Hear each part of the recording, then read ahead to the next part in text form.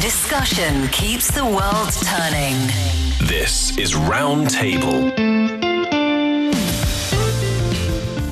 Hey everyone, welcome back to work. I hope you all had an amazing spring festival. Now as we kick off the first official day back, the Year of the Snake is already raising the bar. From sky-high movie box office figures to incredible travel stats, 2024 is set to be all about new records and milestones. And stick around for our special segment, Heart to Heart, your questions, our answers, business, tech, culture, or whatever stirs your soul.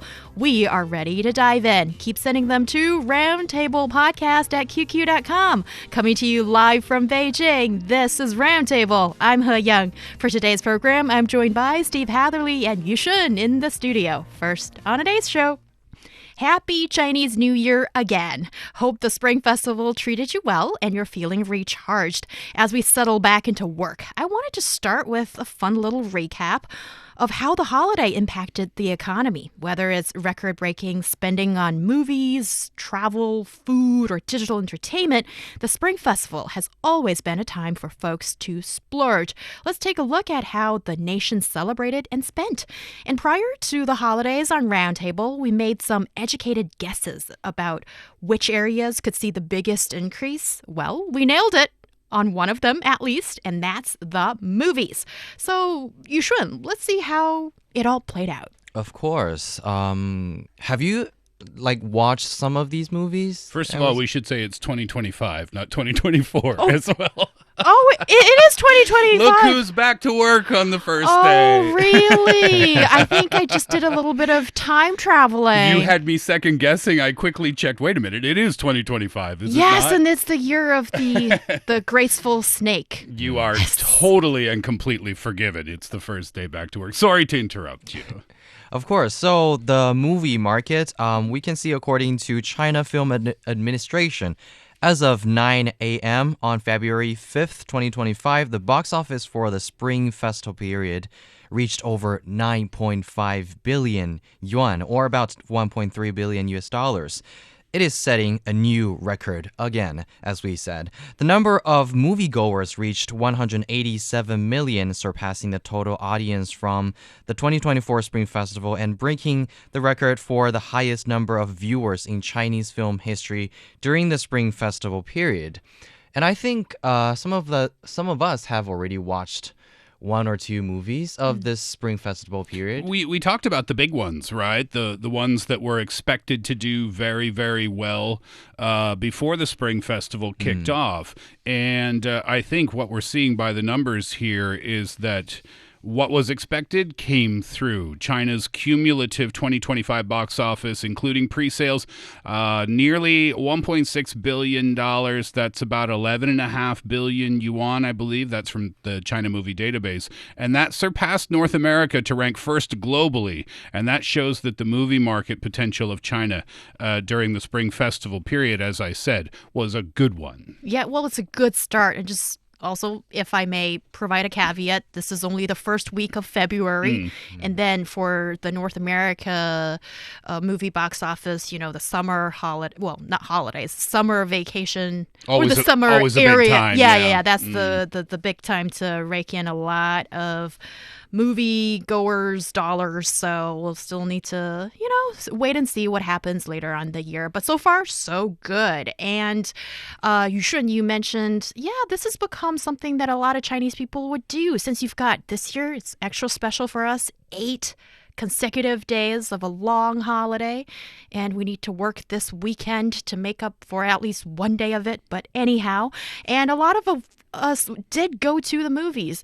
Well, I did. Partially, it was for, I know we're doing this show first day after the holidays. I was like, I better have something to say for the show, being a true professional. And yes, I followed the footsteps of so many Chinese movie goers to go see Ne Jia, the sequel, a couple of days ago. And what were your impressions? I was still pleasantly surprised, despite hearing all raving reviews from people. So for this movie, how spectacularly well has it done for itself? And actually, the netizens are saying the same. So the rating of this movie on Douban, which is a Chinese IMDb, you can understand it, it is 8.6 out of 10. So it's quite high, right? And also, people are praising it for its visuals and storylines. People are saying it's not only about the, the myth, it's also about friendship, it's also about different meaningful plots that you can actually enjoy with maybe alone or maybe with your family. Ooh, that's a really great point. Can I just write off the coattail on that point? If you listen to the show, you might think of me as somebody who's not particularly friendly towards children, and that is correct.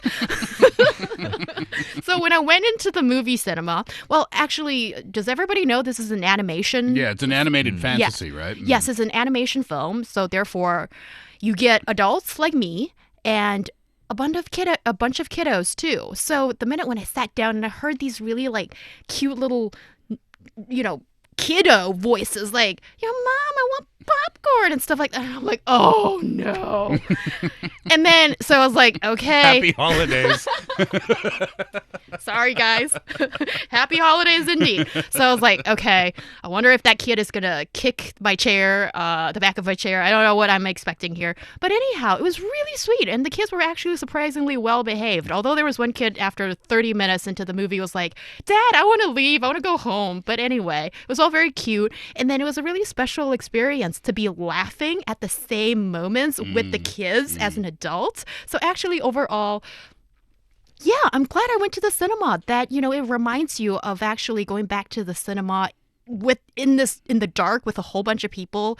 Despite its downsides, potentially, it's got great merits too, because you're enjoying this with a whole bunch of people and laughing at the same moments. And especially for Chinese people, it's such a great feeling. I think I mentioned, or actually, Yushun, you mentioned once on the show last year when we talked about the magnificent performance of the video game Black Myth, Wukong.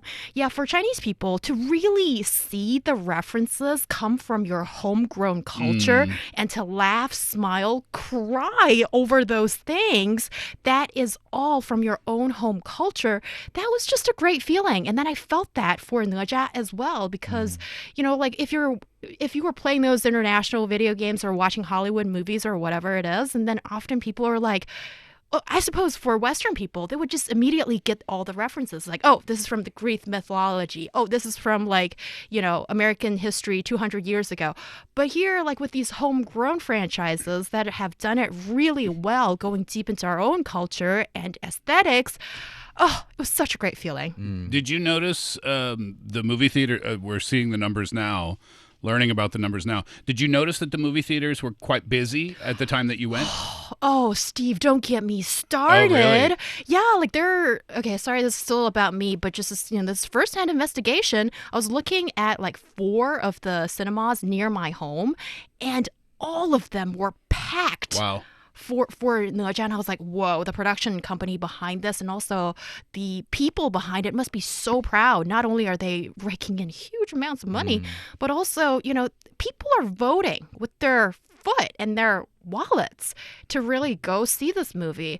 And okay, so we've established that Naja has done really well. What about all the other movies? Yeah, so I also saw some of the news saying that a lot of these movies have so many time slots for one movie in one movie theater. You can even take it as like a bus stop, every 10 minutes you can see the movie. So basically, we can see you got a lot of surprises from this movie. And another surprise is that Naja is taking the first place in the New Year's Chinese New Year period film period. It got 700 million US dollars box office, which is 5 billion yuan box office during this holiday. Also, Detective Chinatown 1900 takes the second place, which this movie is a comedy, also with a little bit of detective theme, and you can get of course, get the idea from the name. It happens in a Chinatown. Also, it earned nearly 320 million US dollars box office, and the film is the fourth one in this Detective Chinatown series. Oh, this is a series, is it? Okay. Yes. Yeah. This one's set in San Francisco, correct? It is correct, and it happened in different Chinatowns previously, like in Japan, Thailand. Okay. Yeah. Yeah. Got it. Yeah, so you see the Naja movie, it's a part of a franchise. This is the second one. And actually, this is 5 years since the first one came out. And then with Detective Chinatown, it's another movie of a now proven successful franchise. And also, we see that creation of The Gods, the sequel Demon Force, that's Fengshen. Yes. It kind of struggled, but finally it's managed to overcome the 1 billion yuan benchmark. So, yeah, Yushun has something to say about that. Yes, it got also 139 million US dollars. That's about 1 billion yuan of box office. It is the second episode of its trilogy, and the movie director saying that they're going to have, of course, 3 episodes of the whole series. And I think that is also one of the reasons why people are so looking forward to the second one, because the first one got quite a good reputation back then. So, and then we have this idea that, okay, people are going to a movie theater to get to see how impressive it could be. And I think that's also one of the reasons that maybe some people didn't get something that they expect. A lot of special effects content Yes. in that film. Maybe part of the reason for its success is that this year's Spring Festival period, it was the one with the highest special effects content across the films, allowing cinemas, and we're talking about cinemas with special effects theaters, to really take advantage of those films. For example, IMAX theaters during this year's Spring Festival, they earned in excess of $50 million, and that's a big increase, 80% compared to the previous record-breaking Spring Festival for IMAX. So theaters that have the ability to show films with great special effects, they were taking advantage of this Spring Festival period as well. Oh, yes, indeed. And Naja, the obvious champion so far of this Spring Festival period, it comes in 3D IMAX as well. And it does look It looks better. Yeah. And also, just with the water scenes and battle scenes, it was fantastic. And I have to say, I was a little bit disappointed and felt a little bit bad for the Legends of the Condor heroes, the Gallants, because it did not perform as the top winner. And it seems like these days, with the distribution of the films and also having the film screenings in a favorable way, it's not so clear cut as market forces determining everything. So I guess for the distributors and also production teams behind these films, there's definitely some things to work with. Mm-hmm. And so I guess even with the really beloved and well-known intellectual properties out there, still to make it relevant, to really speak to the modern day, the contemporary audience, it's not always a win, as you can see. Not everybody can be in the top spot. Unfortunately, no. But overall, the Spring Festival holiday box office is kind of a key indicator, right, for the annual film market. According to People's Daily, industry experts say that this year's performance exceeded expectations, actually, boosting the whole industry's confidence and providing a much-needed morale boost for all involved. Yeah, and it's also a sign that the domestic films, the local films being made, are good. Oh, that's true. Right? Because if they're not good, people aren't going to go. Yeah. So this is testament to the quality of the filmmaking, too. Yes, absolutely. And aside from the booming box office we see as people flock to the cinemas to see wonderful films, we've seen that travel indeed is a central theme during this Spring Festival period. And could you please bring us up to speed on the figures. Oh, of course. So, according to a China Daily report on February 5th, the Ministry of Transport estimates that during the 8-day period from January 28th to February 4th, more than 2.3 billion cross-regional passenger trips were made. And this consisted of 96 million trips by rail, 2 billion by road, 9 million by water, and 18 million by air. Also, according to China State Rail Group, the national rail operator, on February 3rd, more than 16 million passenger trips were recorded, and that is a new high for daily rail traffic during the Spring Festival period. And then, on February the 4th, the number reached 17 million, with 2,196 additional trains scheduled to meet demand. And if you're not quite, get the number, it's 17 million is actually 3 times the total population of New Zealand. Right. In other words, during the Spring Festival travel season, the 3 New Zealand people, 3 whole entire population, countries. were traveling in China. It's kind of mind-bending to think about it. Yushun, you were traveling by train during the holiday. What were your takeaways from the experience? Wow, I actually traveled back to Beijing on 4th of February, and the whole process is quite smooth, I could imagine it could be very crowded, but actually when I arrived in Beijing, it's fine. And, the broadcasts were notifying people the subway the time of the subway will be extended to 2 a.m., which is quite convenient for passengers to, go through. So I think, with all of these, policies and these kind of gestures, passengers are getting more convenient and easy trip experiences. So part of this, the big travel numbers can be attributed to folks who are going home to their hometowns to visit family and coming back to where they work and live nowadays. And part of it is people just going out for tourism. They take advantage of this 8-day holiday and want to go to places. So could you also tell us the breakdown of, shall we call this travel consumption or basically tourism figures? Where were people going? Oh, yeah. So according to a recent Xinhua report data from Filigy, which is a online travel agency, there is a kind of a tendency showing that a surge in bookings, especially from cities like Shanghai, Beijing, and Guangzhou, these big cities. International travel orders increased significantly as well, with international cruise bookings up more than 6-fold compared to the previous years. One example is that China's top ski destination, Altai Prefecture in northwest China's Xinjiang Uyghur Autonomous Region, the period from January 28th to 31st saw 191,900 visitors, generating basically 225 million yuan in this tourism revenue, and skiing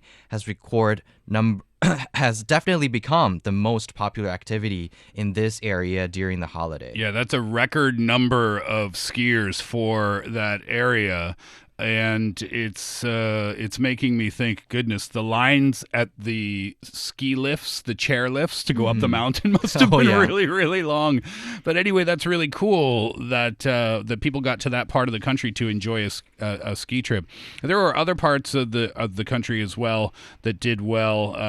There were parts that have a lot of natural, beautiful scenery, rich cultural activities. I was watching the news during the holiday, and there were news reports from all over the country. And all over the country, every news report that showed, the activities happening in those regions, and there were numerous regions. They were all busy. They were all filled with people enjoying enjoying delicious foods and enjoying local activities. It really, truly is. And remember, for me, this was my first Spring Festival. So everything was brand new. And to see all of those news reports and how it's celebrated all across the country, albeit a little bit differently all across the country, was a really kind of heartwarming thing to see. It's really a holiday. I said this to my wife. Wow, this really brings the country together, I felt. Exactly. Brings the people together, which is a nice feeling. Yeah, and that actually reminded me of something that were mentioned or were played or displayed on the Spring Festival Gala, which is my hometown, Wuxi. So this is actually one of the, I think, the separated or branch revenue or avenue of... A venue. Venue of this Spring Festival Gala. And you can actually see people packed Wuxi's, a lot of these streets, and going to see the actual venue of these, the show were recorded. Yeah, that's cool. Yes, and you can... Of course, I went to some of these streets, and I can barely walk through these crowds. Oh, and speaking of the Spring Festival Gala, well, somebody on today's show actually appeared. I was so excited. I couldn't So believe it was it. you, Steve. I couldn't believe it. My wife, by the way, I know that you told me before that event that people put it on, but people generally don't watch it from start to finish because it's such a long event. We did. We watched it from start to finish. So 4.5 hours? 4.5 hours. We had a wonderful time because we had never seen it before. We wanted to take it all in. And before that show, here at work, I was asked, not just me, a lot of employees were asked to do this little snake dance, and I didn't know what it was for. And then when the part of the gala came on and the snake dance performance was there, my wife and I were watching, where am I? Where am I? And we couldn't find me. So I thought, I didn't make it onto the show. That's okay. 5 minutes later, Yushun texted me with a screenshot. Look at you. There you are in little tiny square in the upper left-hand corner. I was thrilled about it. So excited. I said to my wife the next morning when we went outside, babe, the paparazzi's probably waiting outside now.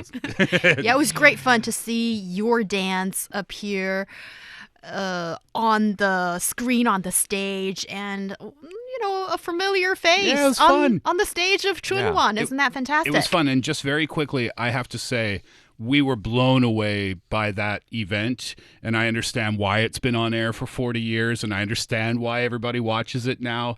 It is, from a production point of view, so incredibly professionally done, and the performers were all fantastic. We really, really, really enjoyed it. Yeah. No matter it's the event or the travel rush, and it is all reflecting the festive mindset of people in China. Oh, yeah. And there's a traditional way of celebrating Spring Festival. And also this Spring Festival, we've seen that tech has been incorporated. I've seen so many people talk to each other, sending their best New Year's wishes via the internet, and even with the help of AI or whatnot. What have you guys seen when it comes to tech empowering the celebration of Spring Festival? Yeah, metaverse, virtual celebrations. It's all due to the rise of VR and AR technology that enabled people to celebrate the festival from a location that was perhaps a little bit far away. And that means that it doesn't matter where you are geographically speaking, or where you were geographically speaking, you could have a good time enjoying the festival. Or another habit that Chinese people will have is writing the couplets, right, and to stick to the door. And this year, AI has actually helped a lot of people to write their personal customized couplets, so that people can have these kind of personalized couplets to really reflecting not only good wishes but also their personal interests or personal information. Yeah, AI enhanced that. And speaking about the virtual celebrations, they called it the Cloud New Year. There was a 300% increase in participation, and that made reunion celebrations more immersive as well. It's really cool, taking advantage of that tech. Yeah, and that's something we've become accustomed to since the pandemic of doing so much and even reuniting with family virtually. And we're really good at that. And I wonder if you were, like me, downloaded DeepSeek, the app, the first time during Spring Festival and really played with it and see, some really smart content it can generate. And guess what? We're going to feature a discussion on DeepSeek on tomorrow's show, so do tune in if that's what you're interested in.